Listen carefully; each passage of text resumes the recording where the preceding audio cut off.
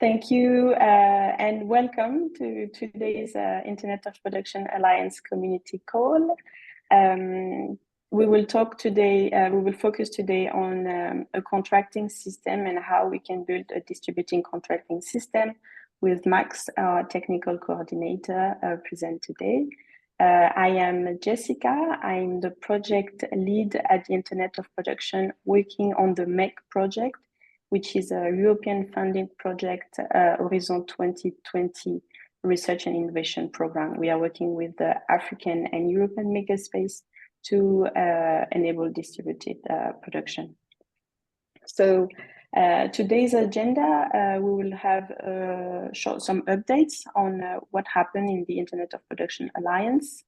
We will focus then on the contracting system, and then we'll have your involvement and your feedback on what we are working on and how we can work together. So we have a community pad, so we are taking notes today. I will ask, maybe, I know we have some people from my team, Antonio and Sarah, if you can help us taking some notes on today's meeting on the notepad, that would be much appreciated. Otherwise, we will fill up a little bit more later, but feel free to enter your name, your contact, in the pad, and participate also in taking notes. You absolutely welcome notes, questions, comments, anything. You can have access to the notes. You have the link and the QR code. Welcome, Andrew. We're on the way to the airport or already at the airport. Hi, I'm sorry about the noise in the background. I'm going to keep quiet today. Thanks, Jessica, for leading the call. You're welcome. Thank you, Andrew, for being here. So a few updates on the Alliance today. So the big news is we have rebranded. So the Internet of Production Alliance has now a new brand. We worked with Prophet, who give us their generosity and talent to create a new branding, which is based on the principle of open access, courageous innovation, collective brilliance, and ecosystemic empowerment. This will be useful for us to grow and to communicate all the initiatives and standards that we are developing. We also thank, of course, all the members who participated in the process of creating this new branding. There's a new project that the Internet of Production is working on this year, 2024.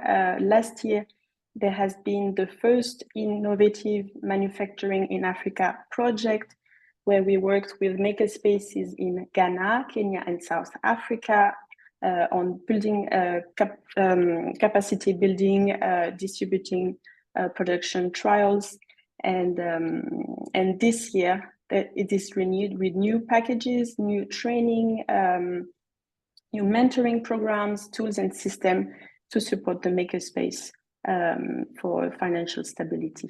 The project is supported and funded by the Research and Innovation Systems for Africa Fund and the UK government. More will be shared with you during all the calls and the kickoff of the new project very soon. We'll inform you in the newsletter and on the Internet of Production Alliance forum. So stay tuned. We also have some new blog posts that has been shared. One has been written by Andrew Lamb on the makerspaces in Philippines and how they are an inspiration for policy makers. So you can find this blog post on the MEC website. The MEC website is linked to the notepads, but I can also share it here quickly. It's makeafricaeu.org. You find also the link in the pad. The second blog post is focusing on the map of machinery developed and written by Antonio Anaya, present today on the call. So there's also a video, 10 minutes video, when you explain what is the map of machinery, which has been developed based on the Open OS standard, and the blog post. So to know more, please go to the makeafricaeu.org website to read the new blog post of the Internet of Production. Some updates in the Internet of Production team. So Barbara left us. She's now doing some gardening trainings and studies. So we will miss her a lot. Thank you for everything you've done, Barbara. And she's still a member of the Alliance, so you can contact her on the forum.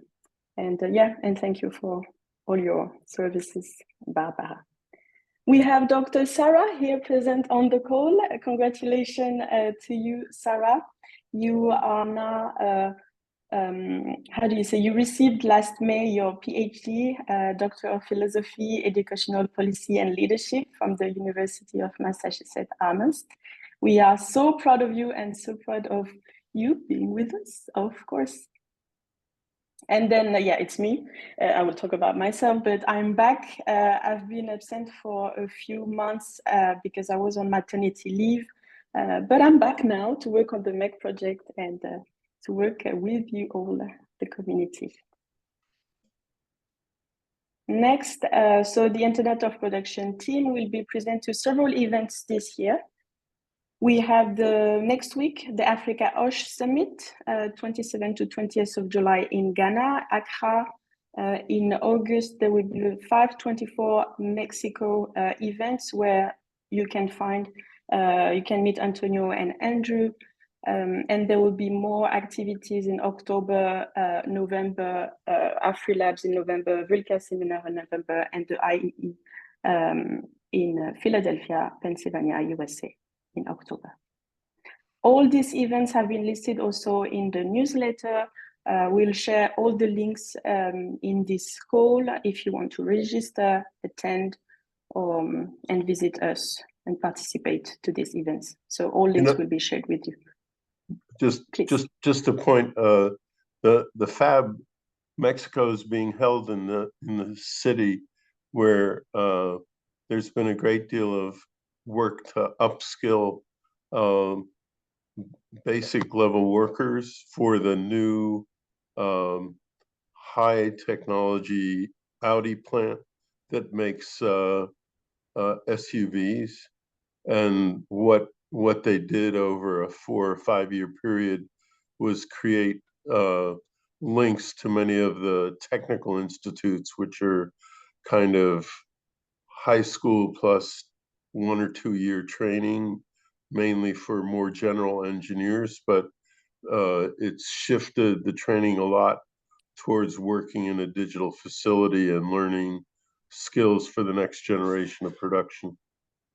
Oh, so great. would be interesting to see that. I've tried to talk to them through the head of the subsidiary, but she's not very accessible. But it's a fascinating effort because it's probably one of the most expensive cars that Audi produces in the world, and they moved the factory from Germany to Puebla. Wow. About 2 years ago or so. So it's fairly new, and it's not near the other suppliers. So they've had to develop a whole supply chain nearby. Okay. This is not by the Maquiladora plants near the border, but sort of southeast of Mexico City. All right. Well, thank you. I didn't know that, but I guess some will be present at the Fab Mexico. Yeah. Are you going to participate? Are you going there? No? I don't have any plans to right now, but we'll see. We'll share the link, so I'm sure you're welcome to attend. Okay. And so now we will dive into the distributing contracting and how can we do a distributed contracting system. So for that, I will invite Max to take the floor. Thank you. Thanks, Jessica. For the distributed contracting, what we're focusing on, obviously today's focus is on looking at contracting in the context of distributed manufacturing. And the starting point that my starting point for looking at this has been to build on the work that, in particular, building on the work that Anna Cirillo has done around distributed manufacturing roles, and we're going to be spending quite a bit of time next sort of looking at those roles and explaining how they sort of intersect with the role of contracting in general within distributed manufacturing. And also making sure that it's being aligned with the work, again, the work of Anna Cirillo on distributed manufacturing business models. The website there, localeconomies.org, shows the work that Anna has led around the different kinds of business models for makers and maker spaces.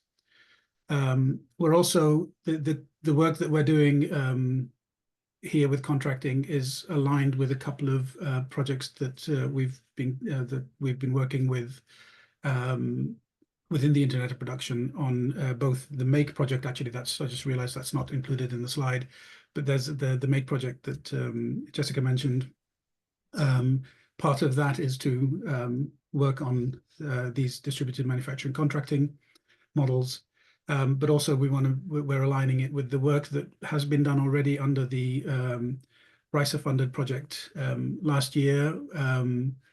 It's the we did some distributed manufacturing trials last year, so we're building on the results of those trials, and we're just kicking off now a new phase of the RISA project that also has a contracting element to it.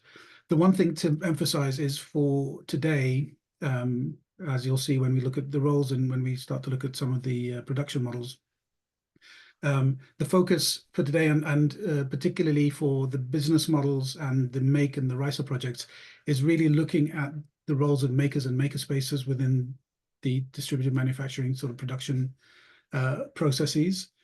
So what we're hoping to do is obviously looking at how these production processes are implemented through distributing the production across makers and maker spaces, and hopefully we'll be able to learn how some, if not all of this, may be generalizable to other types of distributed manufacturing production models as well. So we're obviously very interested in understanding the wider ecosystem, but the focus for these particular projects for RISA and the MAKE project is looking at makers and maker spaces in particular. So there is a bit of a focus there on that part of the distributed manufacturing ecosystem with this work. In the next sort of few minutes, I'll be explaining what the roles are, at least sort of a very brief description of each role as they were defined by Anna in that post. We will be putting all of the links into the chat later so that you can have a look at them in your own time as well. And the reason that I'm starting with the roles is that ultimately one of the key differences between sort of traditional manufacturing and distributed manufacturing is that with a sort of maybe an oversimplified sort of traditional manufacturing model, you have a buyer who goes to a supplier who abstracts away all of the details. So you sign a contract for the supply of certain goods, and the supplier takes care of basically all of the logistics, all the intermediary and supply side roles are done by one entity that's abstracted away. With distributed manufacturing, the roles themselves become distributed quite often amongst multiple stakeholders. So, and each one of those stakeholder relationships has its own contracting needs. So by mapping the roles to the distributed manufacturing process, hopefully it helps us get an idea of how different contracting is within a distributed manufacturing production model than it would be under a traditional manufacturing model. So that's the thought process behind sort of starting with the roles and really examining how the roles map to the process. So we'll start by just going through, as I said, the roles in general have been divided into these 4 types of roles. So we'll be taking a quick look at what each of these types of roles encompass. So for the demand side roles, the 5 roles that we have are the buyer, specifier, recipient, payer, and user. And the idea is basically the buyer is the entity that enters into the contract to purchase the items. Typically, the buyer is the entity that kicks off the process as well. So the process actually starts by the buyer obviously having the intent to have certain products made and paid for.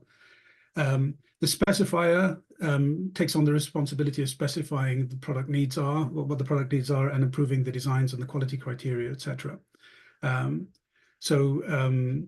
Again, quite typically in a more traditional manufacturing sort of process, the buyer and the manufacturer would be sort of coordinating on this sort of specification role. But quite often in distributed manufacturing, what we want to allow for is the fact that this role might sometimes be done by a third party or a separate party to the manufacturer and the buyer as well. The recipient is defined as the organization that, or the party that receives the products and completes the delivery. So it's basically, and it doesn't always have, I mean, for example, in the trials we did last year with the, under the RISA project, the recipient was different to the buyer. The trial was to produce sort of medical equipment, and the recipients were medical facilities in this case, whereas the buyer was the IOP essentially in the context of the trials that we did. The payer is the entity that pays for the products. Again, quite often the buyer and the payer are the same entity, but in terms of roles, we wanted to make sure that when we're mapping the roles, we understand, sometimes in distributed manufacturing, this might be a slightly different arrangement than in traditional manufacturing. And finally, the user is the end user that ends up using the products. And again, sometimes it's the same entity, sometimes not. So, it's a bit of a, hopefully you're getting an idea where, the key example is to try to, or the key intention is to try to get an understanding of how different these roles might apply within a distributed manufacturing context. So looking at the intermediary roles, excuse me, the demand and supply matching is a role that's that basically tries to find the supply of services and materials, and services including production services, etc. There are different organizations that do this. We'll be talking when we look at the processes at this idea of sort of what we call distributed manufacturing hubs that quite often take on this role. The work that Antonio is doing, for example, around the map, part of the idea with the map is that the map could end up being sort of playing some of that role as well. Logistics is, basically being able to store the goods, move the goods around, get them to and from, whether it's the finished goods or the materials during the process. The quality inspection is one of the key things, of course, is, making sure that the goods produced are of the requisite quality. Again, quite often in traditional manufacturing, this is either done by the manufacturer or by a quality inspection third party. Within distributed manufacturing, the extra challenge is that because you're distributing the production across multiple different manufacturers, maintaining quality equivalence between all the different production runs across all of the different production facilities is one of the key challenges within the process. And of course, what we want to be looking at is how that impacts the kind of contracting relationship between the parties as well. And finally, with the intermediary roles, we've got the role of a transaction finance provider. The idea here is that quite often, in any kind of manufacturing process, you might need some kind of trade finance.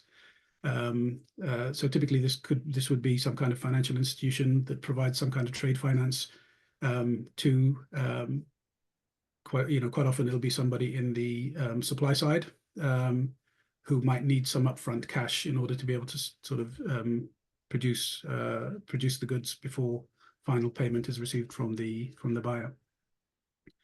And finally, the final one with the group is the supply side roles. What we have here is the manufacturer/maker. This is the entity, or in the case of a maker, the person who would enter into contract to supply one or more of the items that have been requested. The designer is the entity or person that has created or developed the designs to which the products are being made. And with the input owner provides input to the manufacturing process quite often, especially in the context of the projects we're looking at with Make and with RISA. The maker spaces are the input owners. So they would be supplying parts, materials, machines, tools, etc., that are being used by the the entities or the people that are making the products as well. And finally, here we've got the role of a production coordinator that manages the coordination of the manufacturing process. Again, in a lot of these, in a lot of the models that we're looking at, for example, the production coordinator and the maker manufacturer are typically the same entity as well. Or sometimes it's actually the buyer who's taking on that role. So this is one of the key things to also keep in mind in distributed manufacturing is, getting clarity on who's doing these roles as well. And finally, we've got just this sort of role of a reference owner that's listed as an independent role because it's not really part of the process directly, but it can play a part in the process, basically, especially when we're talking about production of goods that might be regulated by certain national or international bodies, standards bodies, etc., that might have an input, essentially an indirect input into the process by holding the standards to which certain products are being manufactured. So that's an outline of the roles. I just wanted to sort of orient everybody before we went into the next part. And one of the things I would invite everybody here to do is to go to Anna's blog post on this to provide feedback. One of the things we're looking for, again, I'm happy, we're happy to sort of take some of the feedback here, but in the wider context, we want to get feedback from the community about these roles. How do you see that? Do you agree with this definition of roles? Are there roles that you feel are not represented, that need to be represented separately? For example, are there certain roles that you don't think are specifically relevant to be listed as an independent role within distributed manufacturing? Maybe if two of the roles are always, in your view, sort of done within the same entity, then maybe we don't need to think of them as separate within the context of distributed manufacturing. So any feedback that you have, you can comment directly on the Medium post if you have an account on Medium. As I said, during the call, if you have any thoughts on that as well, it would be interesting to hear your thoughts on those. What we've done basically is we've taken those roles as a starting point and started to do some kind of started to build up process maps to look at the different types of production processes that are undertaken within a distributed manufacturing context. Jessica, are you okay for me to switch to sharing my screen so I can show the board? Yeah. I've also shared in the chat the link to the Medium post from Anna on the different roles. And we will also share the slides to all of you individually, so you can also have all the different roles to look at and then comment. Thanks, Jessica.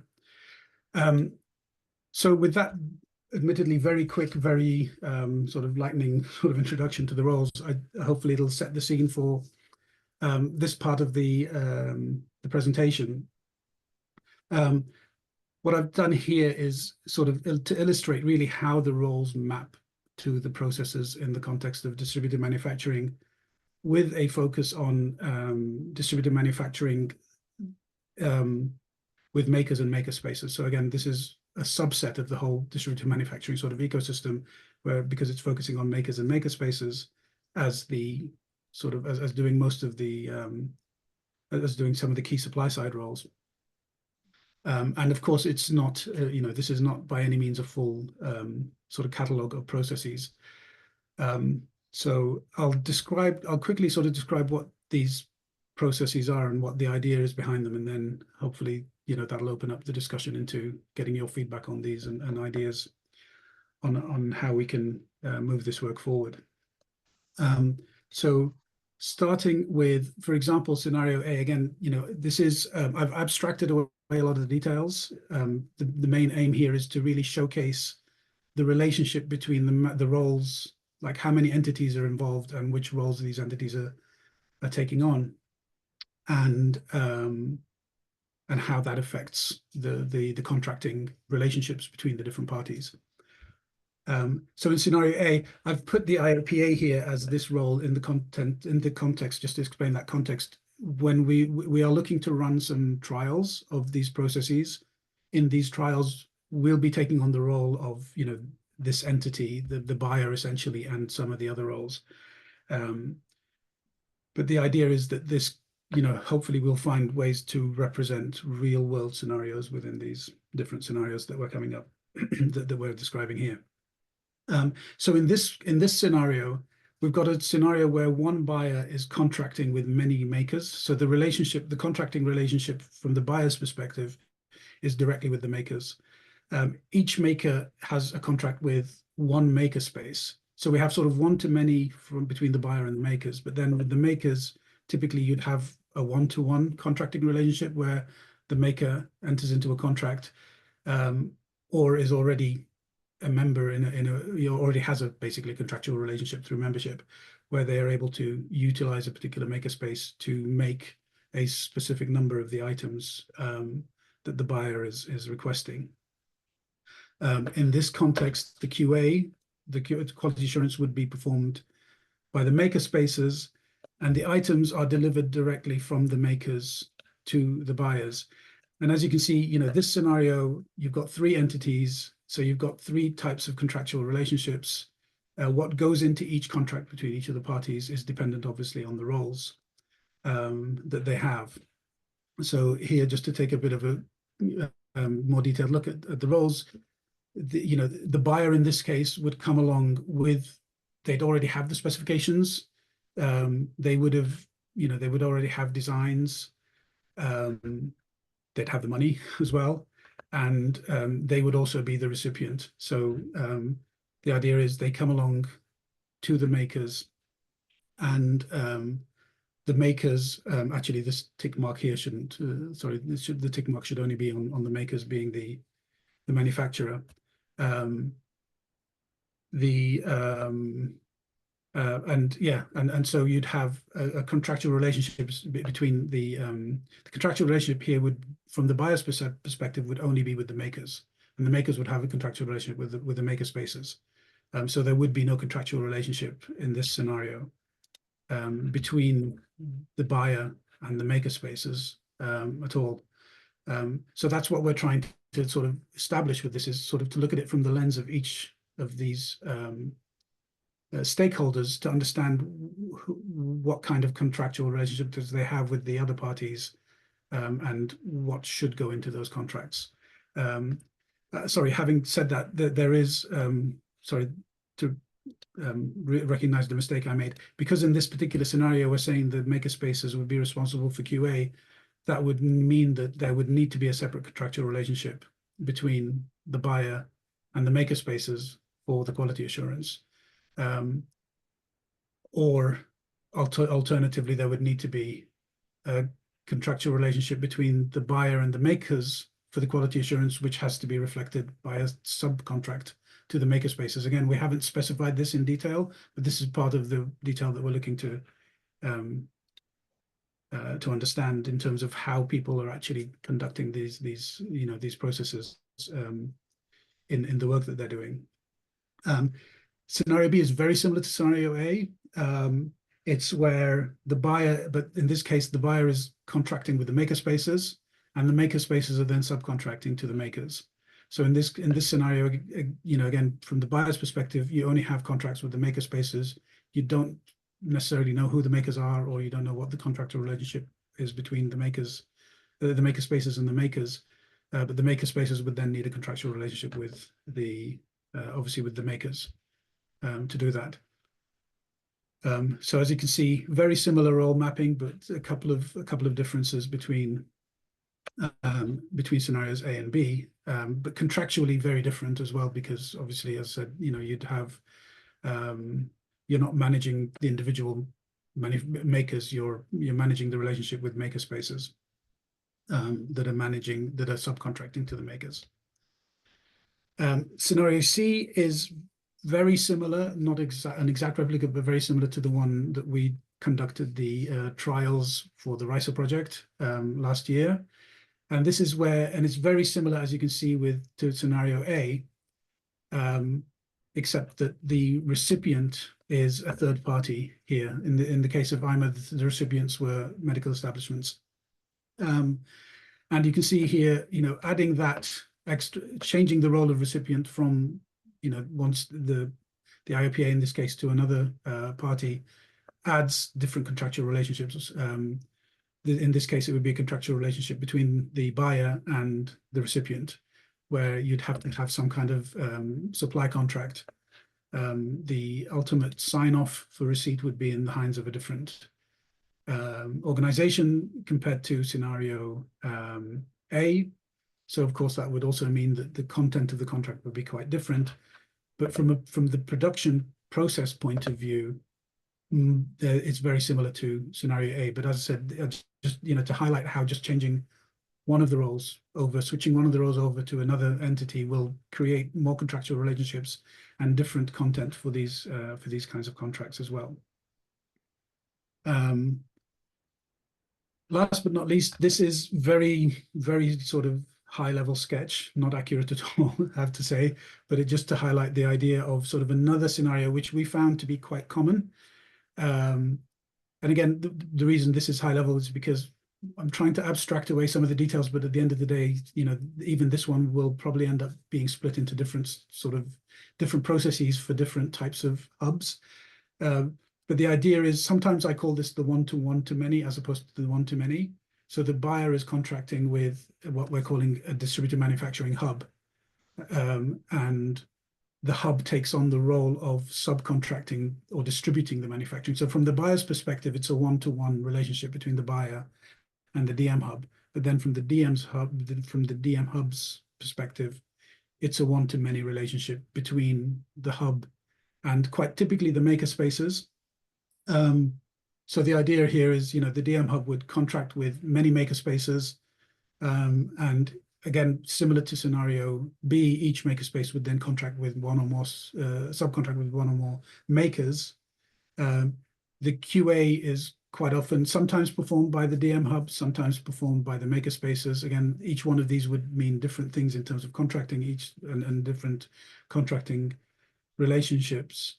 And typically the DM hub would take on a lot of the sort of logistics coordination as well, in terms of making sure that things are delivered to the from the makerspaces to the end, to the buyer or to the recipient in this case.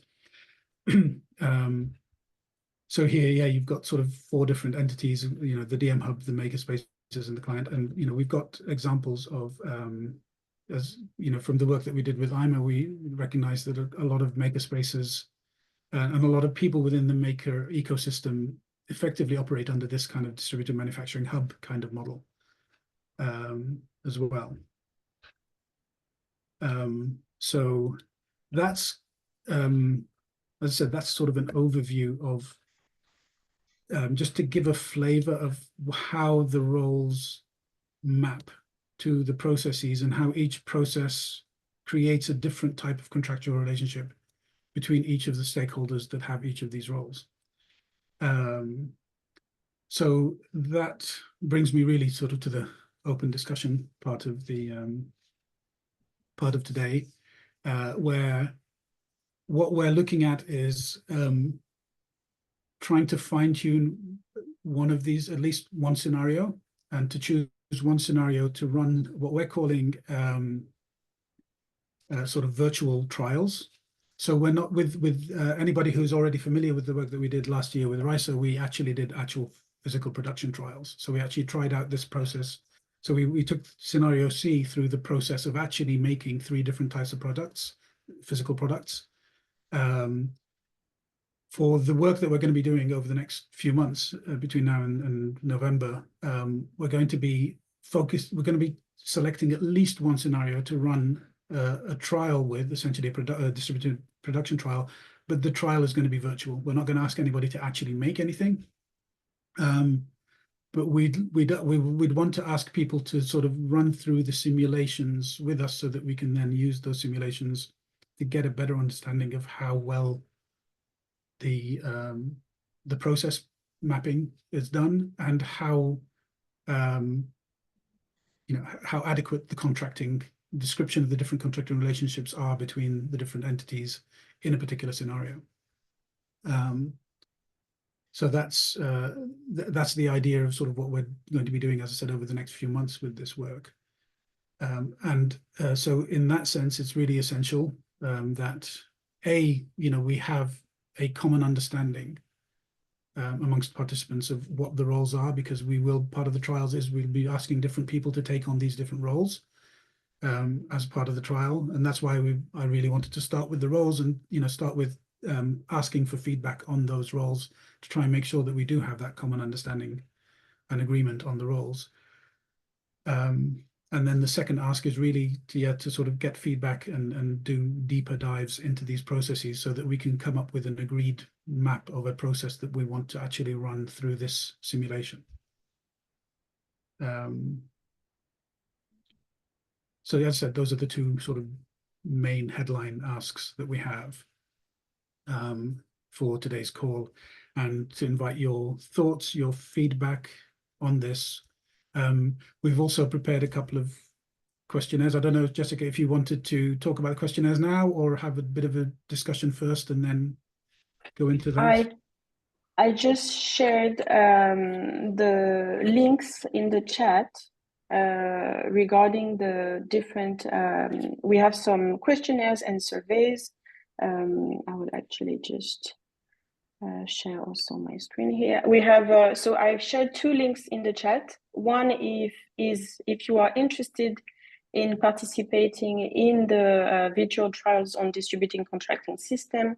So we have a 2-question survey just to know if you're interested and play different roles. So you're welcome to click on the first link to join us on this research. And the second link is to join the processes. So to tell us which role are you playing in a distributing contracting system. If you are doing any distributing contracting system, what is your role, and how the scenarios we have presented could be accurate in relation to what you are experiencing in real life. So all of this question, it's only 5 questions, so it shouldn't take long to answer, and it's really like short single choice, multiple choice, and really short answers. So it will take like 5 minutes to answer this survey. But yeah, I think we can open the discussion. We have some interesting participants today. So I think we can open the discussion on what you think of what Max just presented today, and what do you leave in your, what do you have in your experience, if you can share with us. So the floor is yours. You can just jump in, and I've also, there's the Max email address here on the slide. You can also contact him directly if you agree to be interviewed or having any questions. Yes, you can directly contact Max also. But yeah, the floor is open to all of you because we want to have your feedback. Thank you.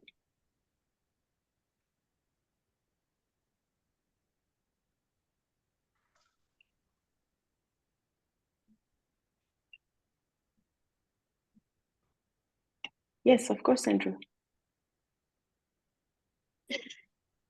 Hi there. Thank you, Max, for the presentation. This is not really a discussion, it's a note. It's not part of the discussion, it's a note. I know that some members of the Alliance are already very involved in sort of distributed contracting on the design side. So this is making sure that all the different contributors to a particular hardware design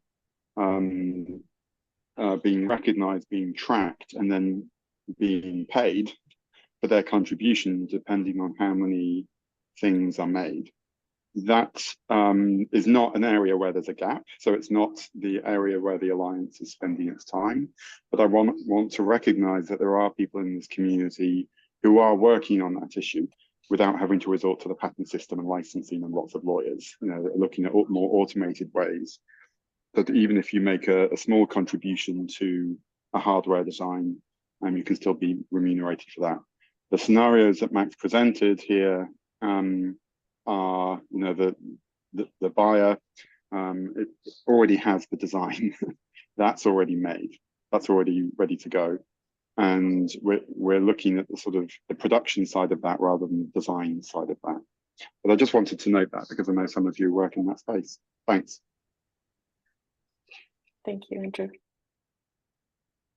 Thanks. And So yeah, sorry, Jessica, I pasted the sort of the outline of the different scenarios that I just presented on that Miro board, just as an example. And as you can see, if you've looked at the second survey link that Jessica shared, you know, what we're inviting is getting some, and again, it doesn't have to be too much detail. I mean, just to highlight, and if you're interested in having sort of a more in-depth one-on-one with myself, you know, to highlight maybe, you know, which of these scenarios you feel, what we're trying to extract really is sort of what kind of, which of the scenarios you feel are closest to the way that you work, how different, maybe if it's, you know, even if it's a completely different scenario, you know, that would actually be more interesting to look at a completely different scenario. But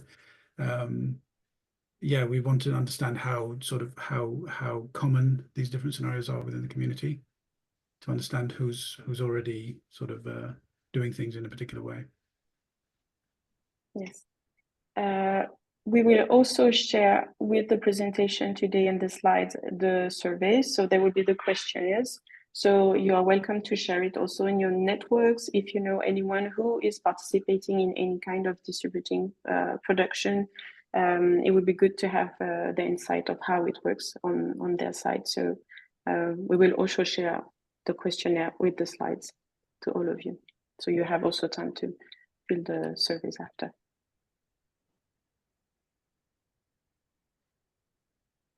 There's a note from Antonio who says, I would like a mapping for internet platforms enabling distributing manufacturing like Shapeways, ThreadStocks, Wikifactory.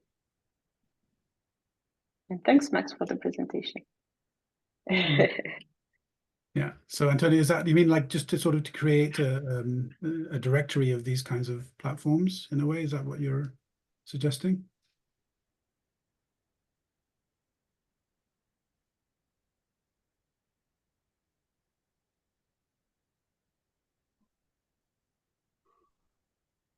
We cannot hear you, Antonio. Hello? Oh, yes, now we can hear you. Yes. Okay, thank you, Max. Yeah, well, I was thinking on mapping the process as it happens right now for many communities, like ThreadStock is one community I've been involved for quite a few years now, around 7, and is one of the pioneers. Let's say it's like a contractor. I would say that it represents a lot of roles that you described and Anna described in the research. And I based on data, I think it's the most used solution right now for the actual distributed manufacturing, this kind of platforms.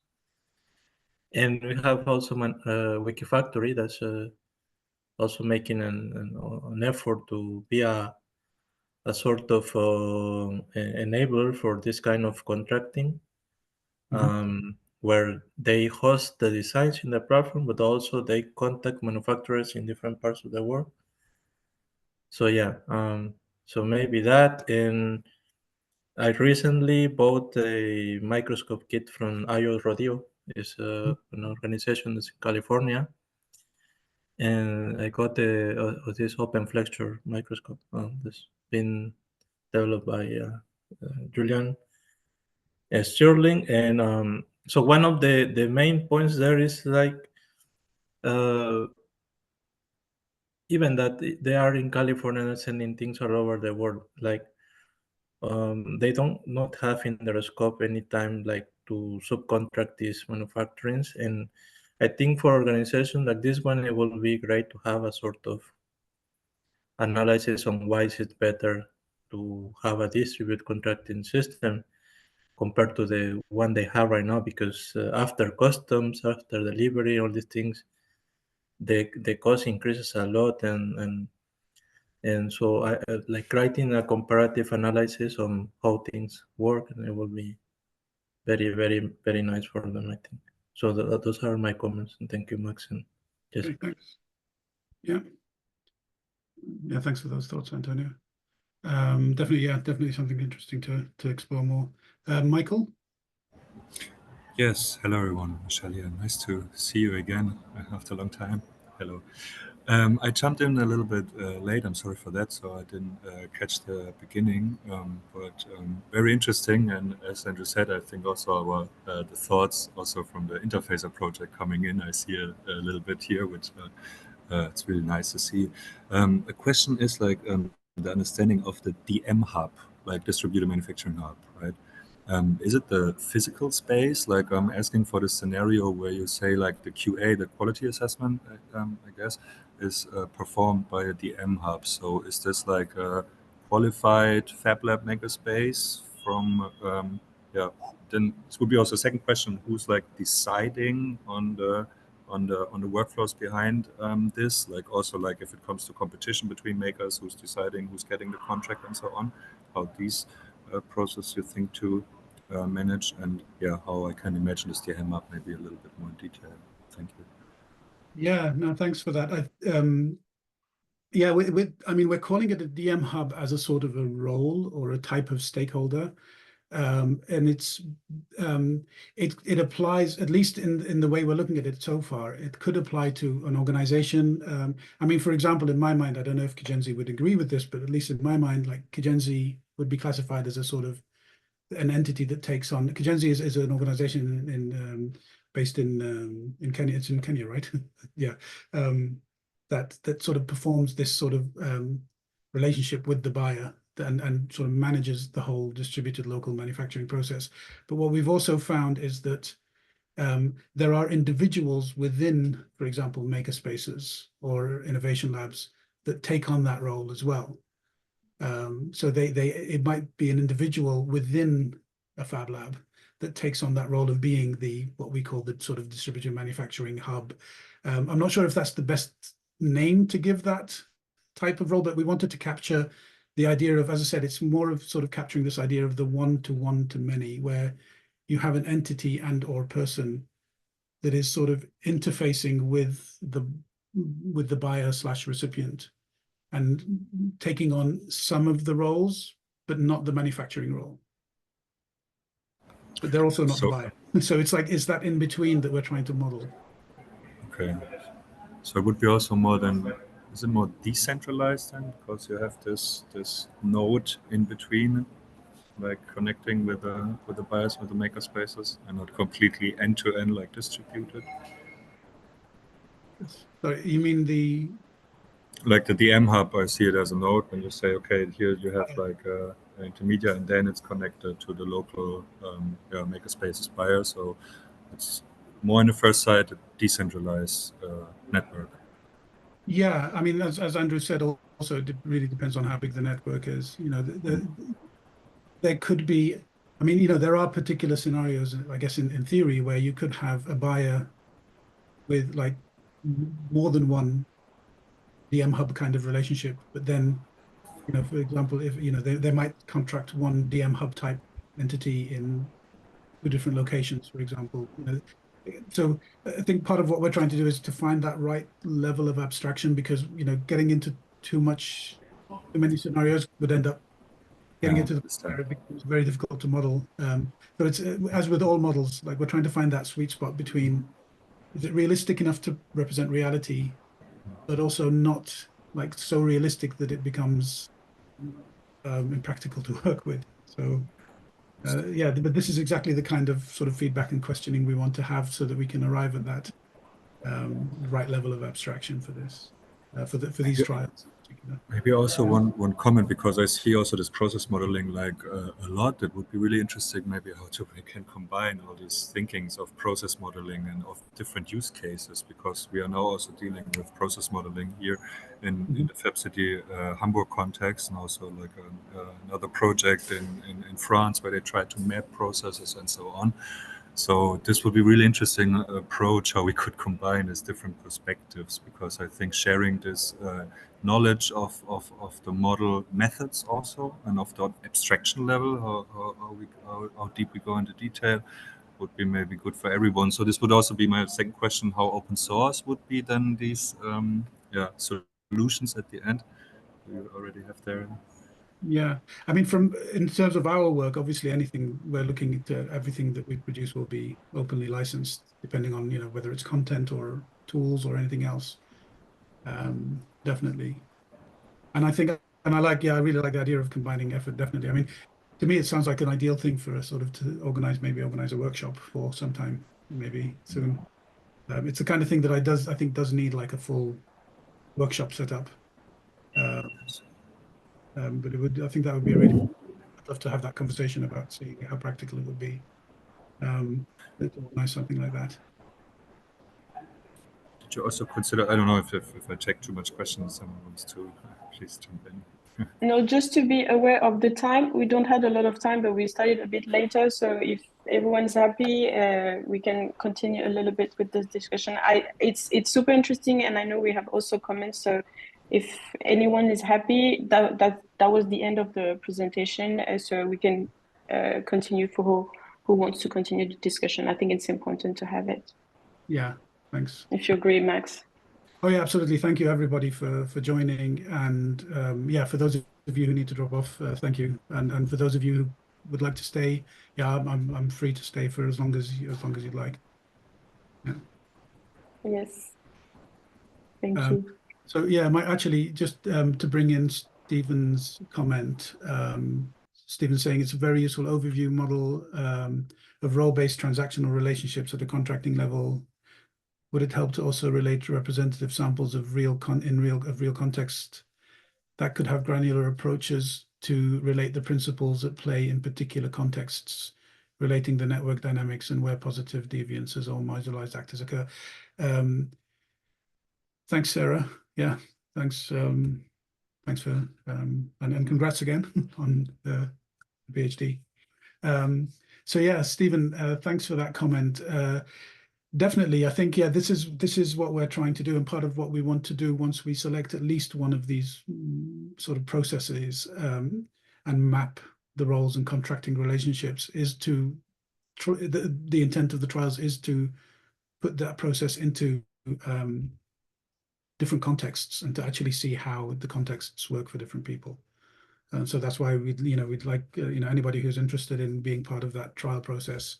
The more diverse the contexts that we have, the more informed we're going to be in terms of how applicable these what needs to be applied in these different relationships as well. We also had a comment from Eric Nitsch about the idea of virtual trials and maybe having a physical trial with volunteers who could assume the roles for producing products for disaster emergency responses, and to testing, building, and revisiting the contracts elements, etc. Mm-hmm. But yeah, I think, I mean, there's no real substitute, especially when it comes to manufacturing, of course, to actually making things. The reason we're looking to start off with these virtual trials is primarily time and cost. We don't want to burden people with the material and other costs of actually making things that are just for a trial. But if somebody, for example, is going through a process where they're actually making goods for a real world usage, and they're interested in talking to us about how that process works and looking at maybe how some of what we're talking about could be trialed in that context.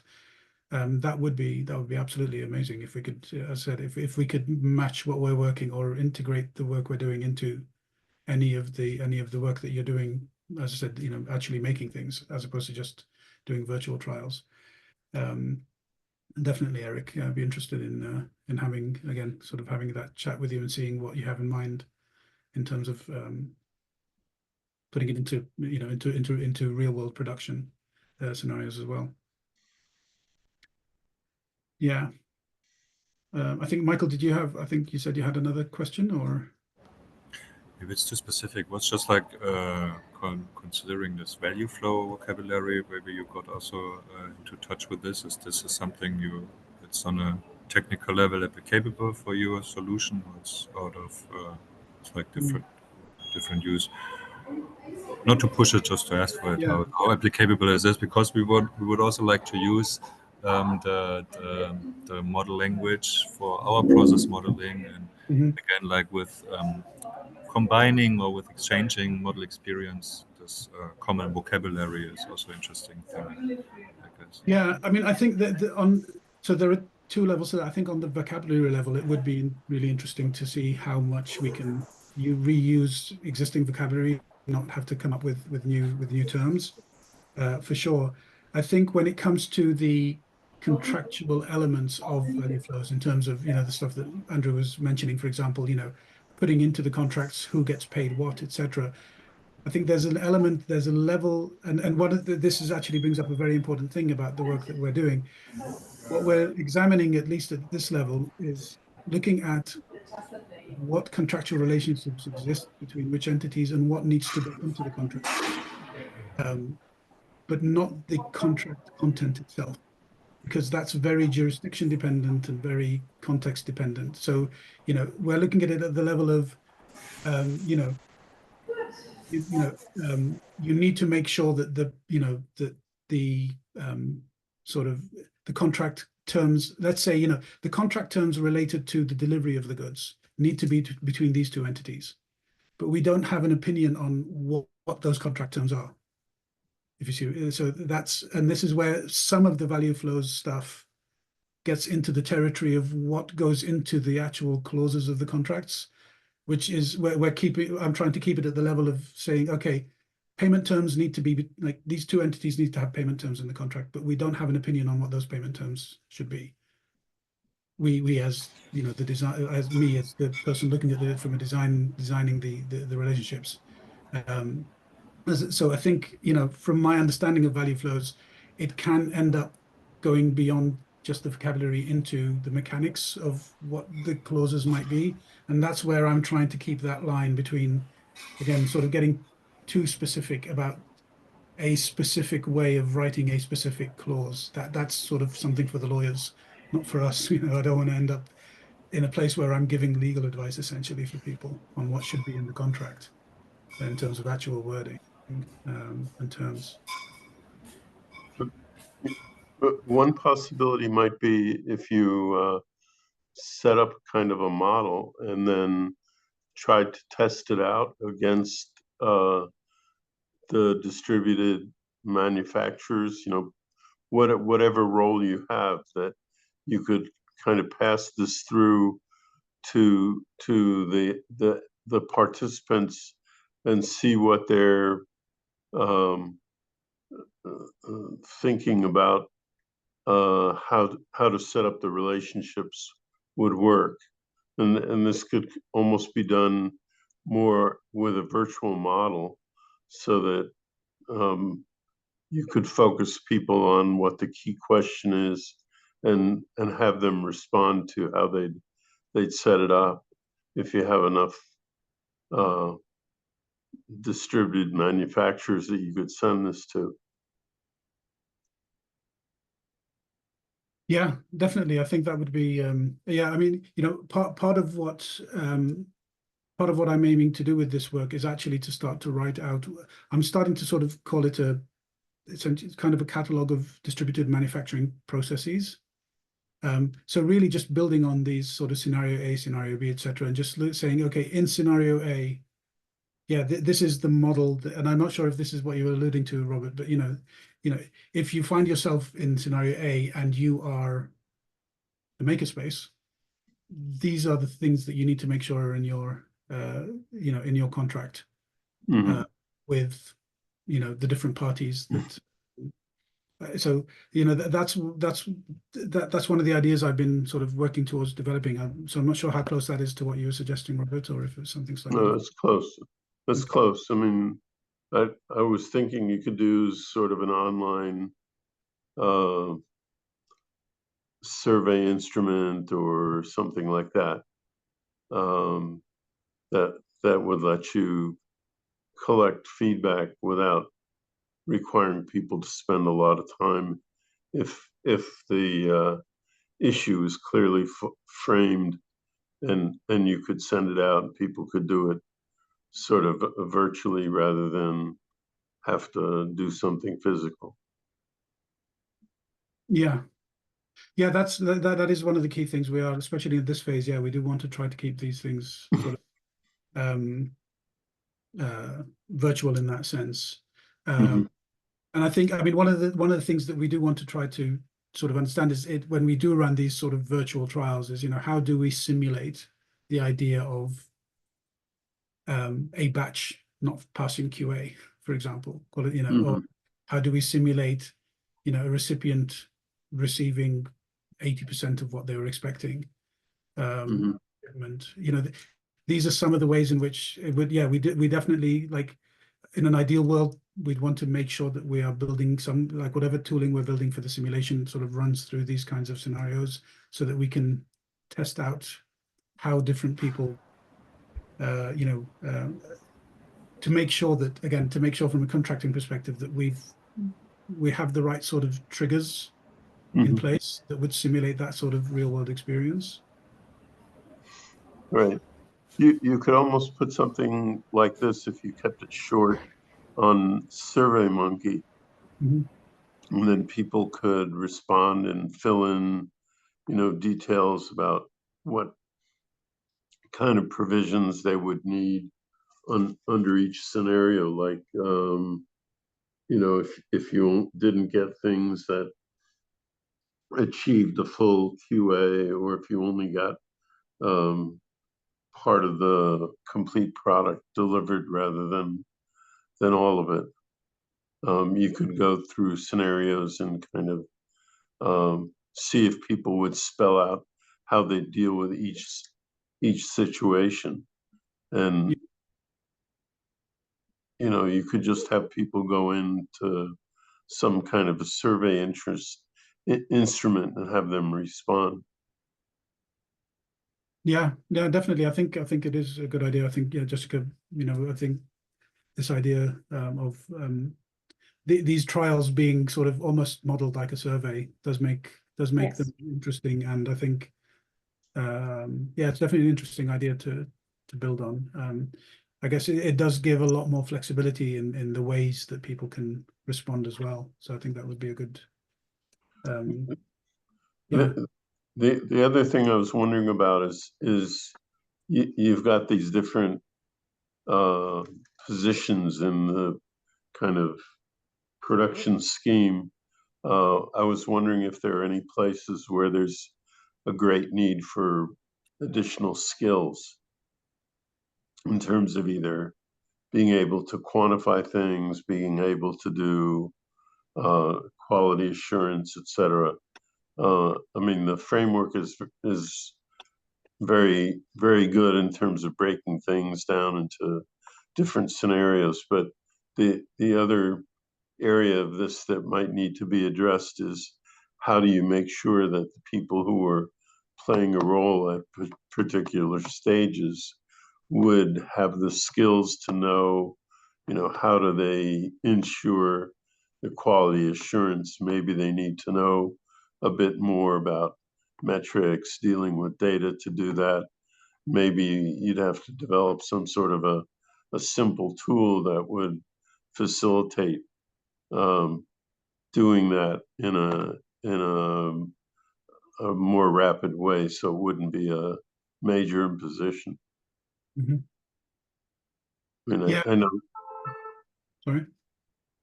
No, I know that bigger companies kind of have this as a major part of their data and analytics operation. Yeah, you're in a couple of the positions here with the either with the um, the maker or the intermediaries, that you're assuming they're going to be able to do the QA.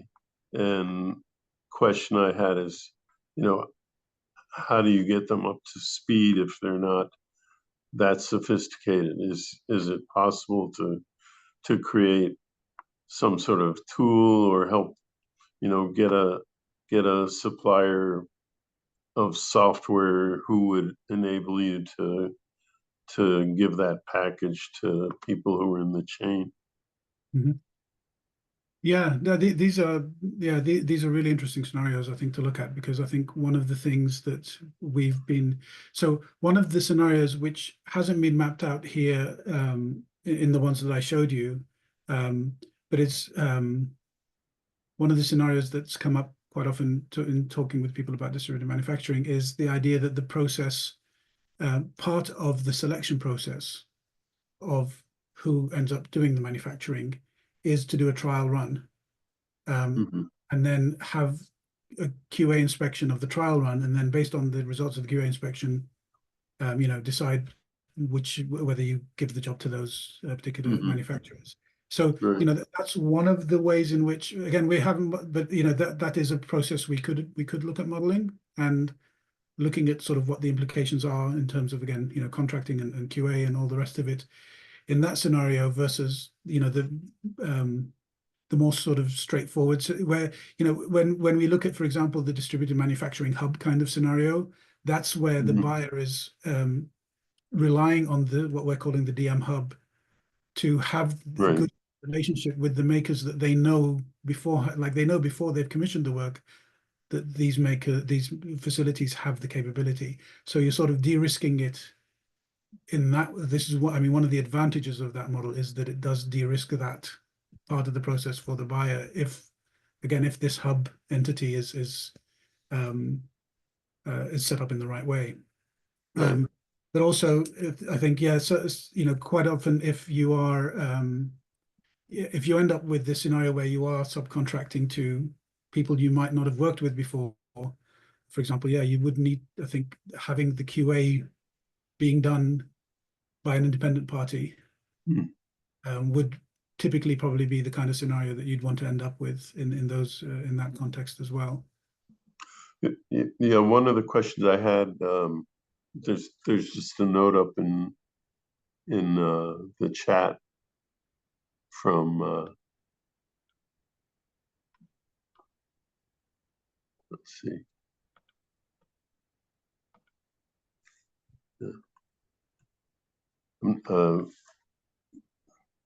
And I just passed it.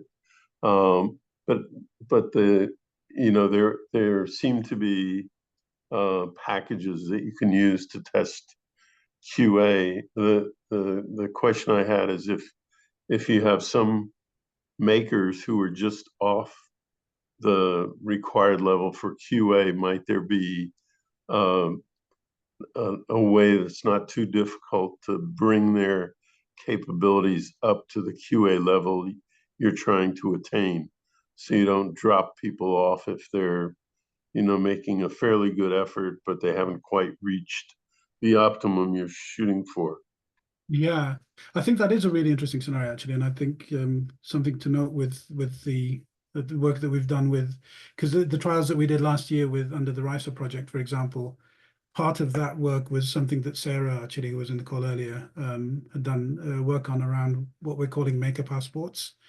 The idea was that, you know, makers would have certification through, and that would be validated through these passports that are issued to validate that they have the right kind of skills. And so part of the selection process for the makers would be for them to be able to produce certification before the work is given to them. And that was a scenario we ran through last year, but I think the scenario that you're highlighting, I think, is a really interesting sort of twist on that scenario where, you know, it's because as we all know, I mean, you know, certification and sort of practical application don't always match up. So I think the scenario where, you know, even with the certification, if somebody doesn't quite measure up, but as you said, if they're sort of 80 or 90% of the way there and they just need, you know, an extra hour of training on something to get them up to speed, I think that would, I think, yeah, I mean, that's a really interesting scenario. I think part of the, you know, part of what we'd like to do is to get, I mean, to get an understanding of sort of how common that scenario is. I mean, I would say that it's probably quite common. I think Andrew, you know, something, I'm not sure if you're able to speak now, but I've heard Andrew quite often mention that, you know, a lot of the makers are self-taught. So they've, you know, they're really, really good, but there's just that little missing bit, you know, where as you, they just need a bit of a nudge to get them over the line. Right. So I think that's really definitely a good sort of scenario to try and think of how we can model for that as well. Yeah, and Antonio had put this note up in chat about treat stock that gives you more complex jobs to print based on your machine specs and trial model inspection.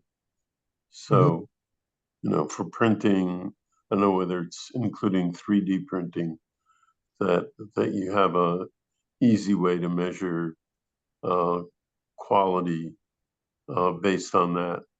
But you'd almost have to have that integrated in the system that the makers have so that they could have an immediate feedback. So, I mean, one of the issues in manufacturing that's being addressed in various ways now is that a top priority is to reduce producing low quality products or having processes that are performing much less than optimal, and how you adjust that rapidly, because otherwise the costs of the producing material that you don't get remunerated for could be very high. Yeah. So. Yeah, no, I think that's definitely interesting. I think, you know, one of the things that would be really interesting, I think, to get a sort of more conversation around are these sort of the economic models. And I think this goes also back to Antonio's first comment around these different sort of the different types of platforms, and each one of them has a slightly different sort of business model, but then sort of how do those business models map to the overall economic model of distributed manufacturing? I think as you know, whether it comes to, as Antonio was mentioning, you know, what you save on logistics, for example, you know, does it, you know, are you paying more in for example, you know, having lower quality products? Then, you know, how do you model that sort of these economic parameters to try and sort of understand what the impact might be of going one way versus the other in terms of your production model? Right. I mean, one of the things I've seen used is that you could put an example of how to achieve the capacity, the quality that's desired in a kind of a virtual reality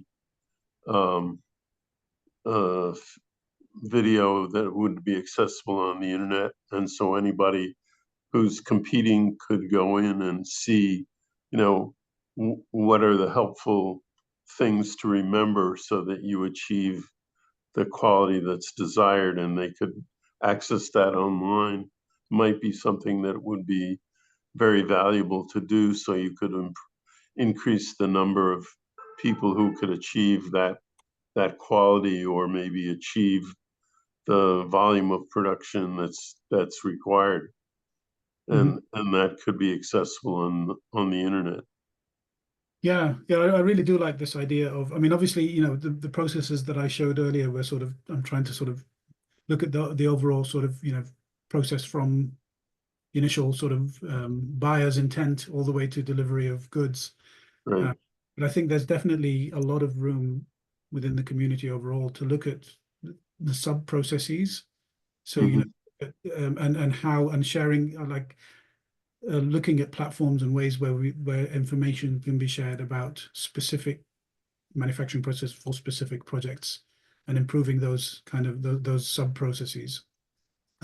There's definitely a lot of room for those conversations to be had. I think there's I don't know if you're familiar with the Gathering for Open Source Hardware, for example. They've got a very, very active community around open source hardware, of course, and some of the discussions in the forum they have there are quite often around sort of improving on some of the aspects of the production of the hardware that they're looking at. But I think thinking of a more systematic way that this information can be captured and shared and improved on across the different communities is definitely an interesting one to keep. I don't want to interrupt you, but I think I will have to stop the recording also now, and I will invite you to continue the discussion. I will also post your email, Max, and I think we should definitely because we have some channels on the contracting, but maybe we can open a new thread on this new distributed contracting system, so we can also invite people to join and discuss it on it. I will thank you all again for joining. So as I said, I will send you the slides and the links and all the contacts so we can continue this research and discussion together. Great. Thank you all for joining. I'm stopping the recording now, and have a good day. Thank you, Max. Thank you. Thank you, Dr.